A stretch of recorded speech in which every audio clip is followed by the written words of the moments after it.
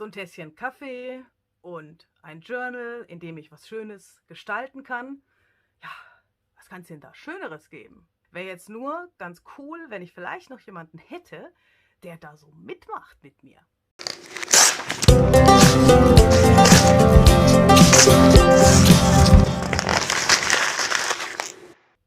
Hallo ihr Lieben, ich bin Luise Heinzel und das hier ist der Junk Journal Tutorial Adventskalender. Herzlich willkommen zu einem weiteren Türchen. Ja, wie eingangs schon gesagt, es ist ja eine richtig schöne Sache, wenn man sich mit seinem Journal irgendwo hinsetzen kann. Man hat vielleicht einen Kaffee oder einen Tee, man kann es sich richtig gemütlich machen und dann kann man vielleicht etwas Schönes schreiben, man kann ein Gedicht verfassen, man kann etwas kleben, man kann, ihr wisst schon, alles Mögliche tun. Und eigentlich ist das immer so eine richtig schöne Zeit, die man mit sich selber verbringen kann und wo man ja vielleicht auch so ein bisschen in sich gehen kann und wo man einfach für sich sein kann. Aber manchmal denkt man sich vielleicht, oh, irgendwie hätte ich gerne jemanden, der dieses mit mir teilt und den ich bei mir haben kann. Jetzt ist es für die wenigsten von uns aber so, dass wir jemanden zu uns einladen können. Also ja, das geht irgendwie in den meisten Fällen nicht, weil die Leute, die auch Junk Journaling betreiben, sind oftmals sehr, sehr weit weg. Also, ja, was tut man da? Man geht vielleicht auf YouTube und sucht sich dort jemanden, mit dem man das Thema Junk Journaling gemeinsam betreiben kann.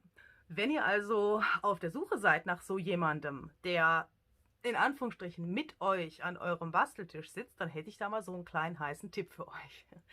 Es gibt da nämlich eine Person, das ist die liebe Petra, die einen YouTube-Kanal hat, der, wie ich finde, genau das leistet. Sie zeigt auf ihrem YouTube-Kanal ganz, ganz viele Dinge, die sie in ihrem Junk Journal macht, also ganz viele Techniken, ganz viele Ideen, Dinge, die ihr auf eure eigenen Seiten bringen könnt, Inspiration, die ihr da finden könnt. Aber, und das aber meine ich jetzt nicht irgendwie im negativen Sinne, sondern in so einem zusätzlichen Sinn, auch auf eine Art und Weise, dass man das Gefühl hat, sie sitzt bei einem am Tisch. Und das finde ich etwas ganz, ganz Spezielles. Und deswegen möchte ich euch gerne heute diesen Kanal, ja, wie soll ich sagen, vorstellen. Ich habe euch das alles unten in der Infobox verlinkt. Also, wenn ihr auf der Suche seid nach jenem, 1, 2, 3, Luise. Wenn ihr auf der Suche seid nach jemandem, mit dem ihr basteln könnt, obwohl er nicht in eurer Nähe ist, dann schaut euch bitte den Kanal von Petra mal an.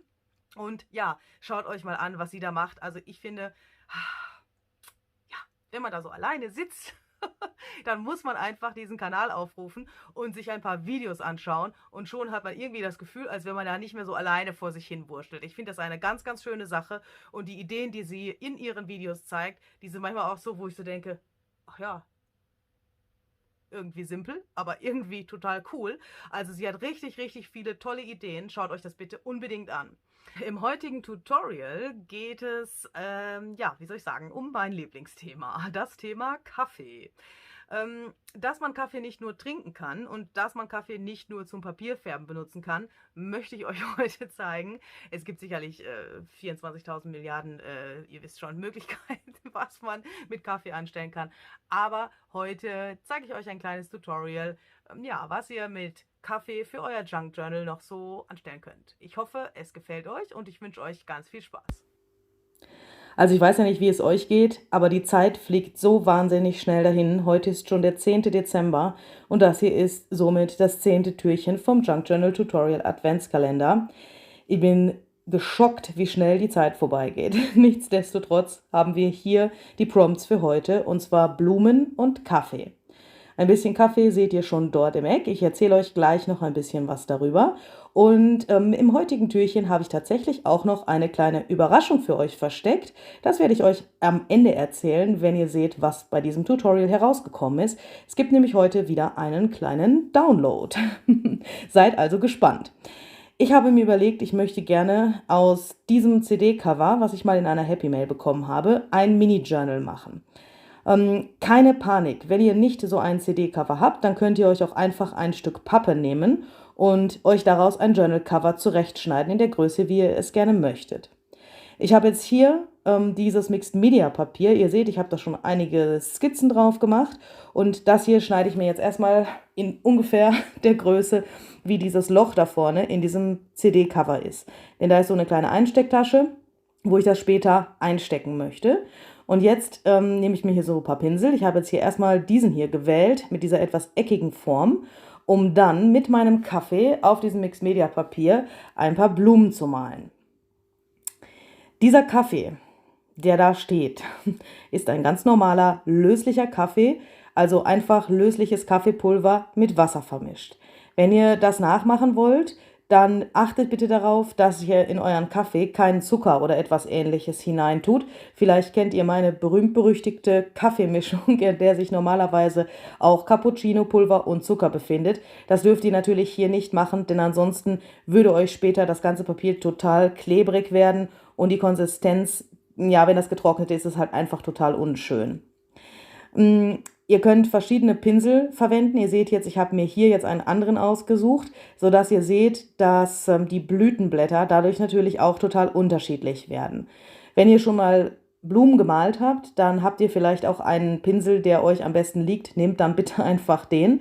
Ihr könnt damit ganz normal malen, wie ihr auch zum Beispiel mit Aquarellfarbe oder anderer Wasserfarbe malen würdet. Das Einzige, was man bedenken sollte, ist das, dass man relativ hell beginnt. Ihr seht, diese Blütenblätter, die ich hier mache, die sind jetzt relativ hell und alles, was danach kommt, kann dann dunkler werden. Das kann man sich im Prinzip genauso vorstellen, wie wenn man mit Aquarellfarbe malen würde und man würde versuchen, gewisse Schattierungen oder sowas in seine Blumen hineinzubringen, würde man auch mit der hellsten Farbe beginnen, beziehungsweise eben diese erste Schicht nicht so intensiv machen, also einfach mehr Wasser verwenden. Wenn ihr merkt, dass euer Kaffee zu dunkel ist, dann könnt ihr selbstverständlich da auch noch Wasser hineingeben. Mein Kaffee ist hier auch inzwischen kalt, sodass das auch kein Problem ist. Also ihr könnt es auch einfach mit kaltem Wasser dann etwas verdünnen. Ihr könnt euch natürlich auch eine Palette nehmen und euch verschiedene Intensitäten an Kaffeefarben sozusagen, an verschiedenen Brauntönen mischen. Darauf habe ich jetzt hier verzichtet, weil ich das eben in diesen Schichten mache. Also ich male diese erste Schicht, trockne die und gebe dann meine weiteren Schichten drüber, weil das für mich einfach am leichtesten zu handeln ist. Es ist nämlich auch so, dass diese Ergebnisse, die man mit dieser Technik erzielen kann, jedes Mal total unterschiedlich werden. Ihr könnt euch vorstellen, man kann natürlich nicht immer hundertprozentig die gleiche Kaffeemischung machen. Man hat dann vielleicht mal einen anderen Pinsel oder ein anderes Papier oder einfach schlichtweg eine andere Stimmung an diesem Tag, sodass das vielleicht ganz anders wird. Und weil sich das nicht so leicht beeinflussen lässt, ja, bin ich auch wirklich mal gespannt, wenn ihr dieses Tutorial nachmacht, was bei euch dabei rauskommt und welche Ergebnisse ihr damit erzielen könnt. Was ihr bisher gepostet habt, schaut ihr wirklich äußerst interessant aus und teilweise war ich wirklich sehr überrascht, dass man aus diesen kleinen Tutorials wirklich so viel rausholen kann. Deswegen bin ich bei diesem besonders gespannt, weil das einfach so unkontrollierbar ist, was hier passiert. Ich habe jetzt noch ein paar etwas größere Spritzer da drauf gegeben. Ich möchte nämlich auch, dass man später erkennen kann, dass diese Blumen aus Kaffee gemalt sind, beziehungsweise mit Kaffee gemalt sind. Und diese typischen Kaffeespritzer sorgen natürlich in der Optik hinterher dafür, dass man das auch wirklich erkennen kann. Wenn ich das jetzt ein zweites Mal getrocknet habe, schaut das so aus. Ihr könnt jetzt natürlich mit diesen Schichten weitermachen, bis euch das Ganze gefällt, so wie ihr das gerne haben möchtet, bis ihr zufrieden damit seid. Ja, als nächstes habe ich mir jetzt hier überlegt, welchen Ausschnitt von diesem selbstverständlich zu großen Bild ich jetzt in dieses CD-Cover geben möchte. Ich habe das extra zu groß gemacht, sodass ich später die Möglichkeit habe, mir diesen Ausschnitt zu wählen. Ihr könnt das natürlich gleich in die richtige Größe schneiden und dann nur auf diesem kleinen Fleckchen da malen. Aber wenn dann mal was schief geht, dann habt ihr natürlich später nicht mehr die Möglichkeit, das irgendwie so ein bisschen hin und her zu schieben, dass vielleicht das Schiefgegangene abgeschnitten wird. Ja, das mache ich öfters mal so, dass man da ein bisschen flexibler ist. Ich habe jetzt erstmal diesen Rand hier von diesem CD-Cover zuerst mit der Distress Ink etwas braun gemacht und dann bin ich da nochmal mit so einer schwarzen Ölpastellkreide drüber gegangen, habe das mit meinem Finger so ein bisschen verwischt und dann, als es drin war, nochmal so ein bisschen drüber gewischt, dass ein ganz kleines bisschen auch auf das Papier kommt, sodass das wirklich wie so ein Rand aussieht.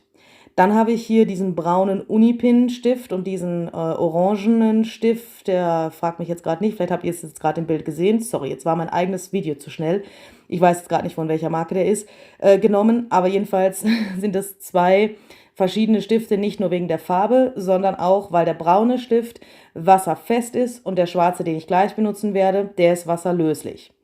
Das hat den folgenden Grund. Mit dem Braunen habe ich jetzt einige Linien, so in der Art, wie sagt man, gedudelt, die später genauso stehen bleiben, weil sie vom Wasser nicht mehr angelöst werden.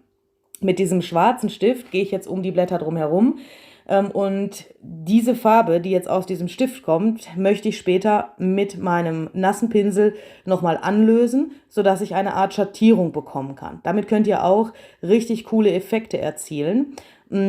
Ja, was soll ich sagen? Also das ist wirklich experimentieren. Das ist total unkontrollierbar. Man kann natürlich sagen, okay, hier soll es ein bisschen dunkler sein, da gebe ich ein bisschen mehr schwarze Tinte aus dem Stift hin, aber insgesamt ist es sehr unberechenbar. Also regt euch nicht auf, wenn das nicht so wird, wie ihr das haben wollt oder wie ihr das vor eurem inneren Auge euch vorstellt. Das wird nämlich meistens total anders. Ich habe jetzt hier versucht, einige Stellen zum Beispiel von diesen kleinen Stängelblättchen weiß zu lassen, aber den Hintergrund hinter den Blumen etwas einzugrauen, indem ich eben diese schwarze Farbe von diesen Linien aufgenommen habe und habe die dann in den Hintergrund so ein bisschen eingeblendet.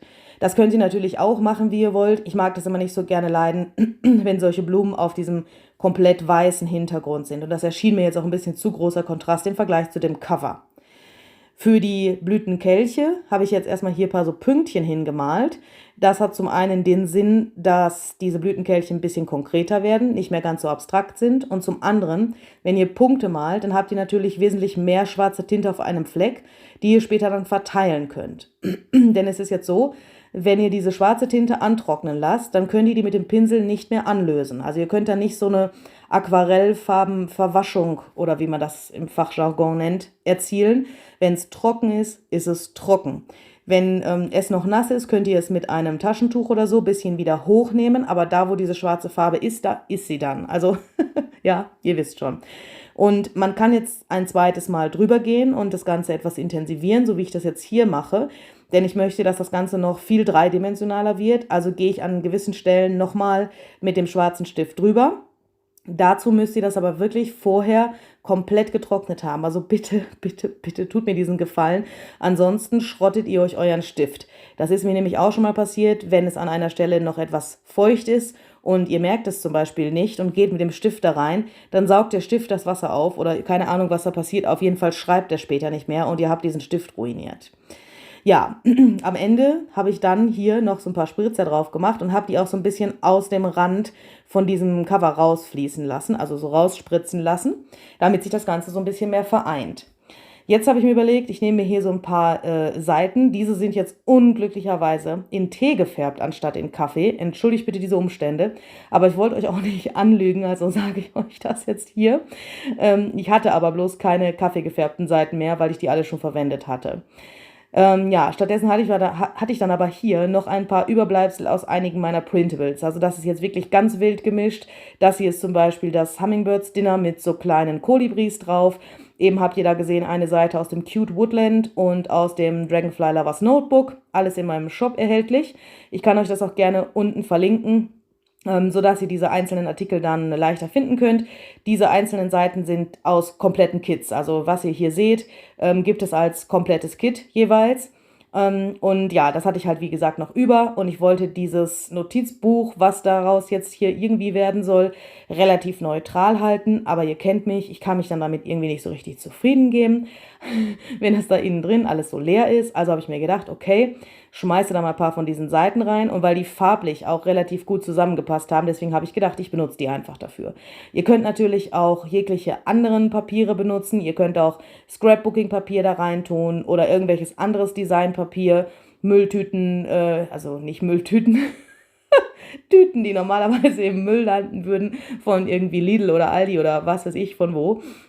Was euch da so in die Finger kommt, könnt ihr natürlich auch diese Innenseiten etwas wilder mischen, als ich das jetzt hier getan habe. Aber für dieses Tutorial ging es mir hauptsächlich eben um dieses Bild auf dem Cover von dem Journal, was ich hier mache. Und deswegen habe ich nicht so viel Augenmerk auf das Innenleben gelegt. Ich wollte euch aber nichtsdestotrotz zeigen, was man eben mit diesen Kaffeeblumen später anstellen kann. Und es sollte für dieses Video so ein kleines richtiges Projekt sein. Also ja, versteht ihr, was ich meine? Also das war irgendwie das Ziel von diesem Video.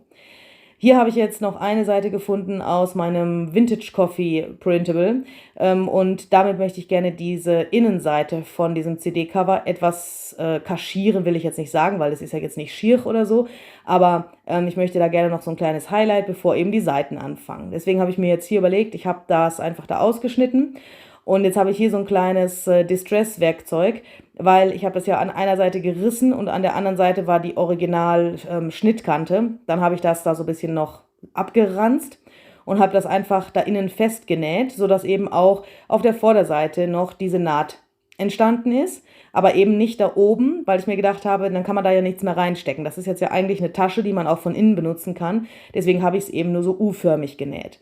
Für die hintere Seite von dem Innencover habe ich hier diese kleine Journaling-Karte gemacht, auch nochmal mit diesem Distress-Werkzeug, bisschen so angeraut, weil eben, ja, manche Seiten gerissen waren und die anderen zwei Seiten waren die normale Kante von dem Papier, aber dieses Werkzeug ist relativ hilfreich, um das dann so ein bisschen gleichmäßig werden zu lassen. Auch dieses kleine Ding hier habe ich dann noch distressed und das werde ich dann später einfach hinten in diese kleine Tasche reinstecken, die da in diesem CD-Cover ist. Das seht ihr hier. Und sodass es dann vorne und hinten eben nicht ganz so leer ist. Ja, irgendwie ist mir dann dieses Braun sehr stark ins Auge gestochen, wo ich gedacht habe, das schaut jetzt irgendwie total langweilig aus, weil es jetzt einfach nur dieses normale Braun von diesem CD-Cover war. Deswegen bin ich da auch nochmal mit der Distress-Tinte drumherum gegangen, um dann anschließend die Seiten einzunähen. Ich habe die Seiten, wie ihr vorher gesehen habt, einfach per Augenmaß abgemessen. Jetzt tue ich die hier mit so Büroklammern miteinander verbinden, sodass mir die nicht wegrutschen. Und dann werde ich das jetzt per Augenmaß da reinnähen. Ihr seht schon, das steht jetzt noch ziemlich hoch. Wenn ihr so eine CD-Hülle nehmt, dann passt bitte auf, dass ihr da nicht zu viele Seiten reinmacht. Ich habe da immer so ein bisschen Probleme, weil ich übertreibe da ganz gerne mal mit den Seiten, auch bei anderen Journals, sodass ich dann später zu viele Seiten habe. Aber ja, es kommt ein bisschen drauf an, wenn ihr so einen Krokodilmund von dem Journal mögt, könnt ihr natürlich ganz viele Seiten nehmen. Dann kann man das auch später so aufstellen, dass es aussieht wie so ein Bilderrahmen, wenn man es irgendwo ins Regal stellen will. Aber wenn man zu viele Seiten nimmt, ich glaube, dann schaut das nicht mehr so schön aus. Deswegen habe ich mich jetzt eben hier für so ein Mittelmaß entschieden und nähe das jetzt hier mit so einem Dreilochstich einfach fest. Und ja, irgendwas habe ich da falsch gemacht. Ich weiß auch jetzt ehrlich gesagt nicht mehr so ganz genau, warum ich das jetzt nochmal... ich habe das nochmal rausgenommen, weil ich zuerst Panik hatte, dass ich eine Seite da falsch rum hatte. Irgendwie sah einer von den Kolibris zuerst so aus, als wenn der auf dem Kopf gewesen wäre. Entschuldigt bitte. Aber besser, man merkt es vorher, als wenn man das schon komplett eingenäht hat. Vielleicht ist euch das auch schon mal passiert, dass ihr ganze Signaturen auf dem Kopf eingenäht habt oder in einer Signatur 2, 3 Blätter falsch rum waren. Ja, das sind so die Tücken des Alltags eines Junk Journalers. Das passiert mir öfters mal. Deswegen bin ich da schon ein bisschen auf der Hut vor mir selber. Irgendwann habe ich das dann aber geschafft. Jetzt habe ich das einfach hier in der Mitte festgeknotet, sodass die Seiten dann hier drin, ja, ganz normal halt eben befestigt sind. Und diese überschüssigen Bänder habe ich dann einfach abgeschnitten. Dann habe ich die Seiten nochmal so ein bisschen umgeknickt, sodass ich auch sehen konnte, wie sich die blättern lassen. Und ihr seht schon, das steht jetzt so ein bisschen hoch. Das finde ich jetzt aber nicht so schlimm, weil, wie gesagt, man das jetzt auch im Regal so aufstellen kann und dann dieses Blumenbild wie so eine Art, ja, kleiner Bilderrahmen da steht. Aber in Wirklichkeit ist es so ein kleines Journal. Auch die äußeren Ränder von diesem Cover vorne und hinten habe ich jetzt nochmal ein bisschen distressed, weil ich das ja innen auch gemacht hatte, wollte ich das ganz gerne auf dem Außencover auch haben. Und ja, jetzt könnte man auf die Rückseite natürlich auch noch etwas kleben, aber wie gesagt, mein Fokus lag jetzt erstmal auf diesen Blumen und auf diesem Malen mit dem Kaffee, deswegen habe ich das jetzt hier so sparsam gemacht. So schaut das Ganze jetzt aus. Wenn euch dieses kleine Bild da vorne drauf gefällt, dann schaut doch bitte mal in die Infobox. Ich habe das für euch nämlich eingescannt, ein bisschen digital bearbeitet und habe euch da eine Seite zum Ausdrucken draus gemacht. Wenn euch das gefällt, dann geht in die Infobox, klickt da unten auf den Link, dann könnt ihr euch das von meiner Dropbox runterladen und euch das zu Hause ausdrucken und was auch immer damit tun. Benutzt es bitte so, wie ihr möchtet. Und ja, so sieht dieses kleine Journal jetzt von innen aus. Also ich finde es eigentlich relativ putzig, wie das so geworden ist, auch wenn es doch ziemlich nackt ist. Aber ja, manchmal haben auch nackte Sachen ihren Reiz.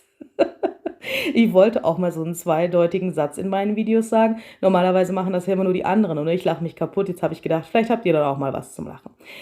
Ja, so. So sieht das jetzt hier aus.